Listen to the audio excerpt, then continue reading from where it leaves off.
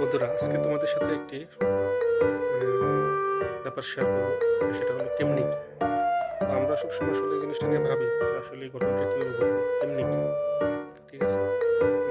যখন এটা কোনো ঘটনা শুনি বা ঘটনা বিবরণ জানা যায় তখন এই ঘটনাটা কীভাবে ঘটলো, কেমনি কি। ঠিক আছে। আসলে তো এই ঘটনা তো ঘটার কথা না। তাহলে ঘটনাটা কীভাবে ঘটলো, কেমনি কি। এই কেমনি কি ব্যাপারটা আসলে সব জায়গায় প্রযোজ্য, যে কেমনি কি, কিভাবে কি হয়। ঠিক আছে। তো আমরা এই ব্যাপারটা নিয়ে ব্যাপক গবেষণা, ব্যাপক আলোচনা সমালোচনা করলাম এবং পরিশেষে যেটা বুঝতে পারলাম যে আসলে ব্যাপারটা কেমনি কি, কিভাবে, কেন, হয়। এই জন্য আমরা সবসময় বলি কেমনি কি। আমরা উঠতে বলি কেমনি কি, খাইতে গেলে বলি কেমনি কি, বসতে গেলে বলি কেমনি কি, ঘুমোতে গেলেও বলি কেমনি কি।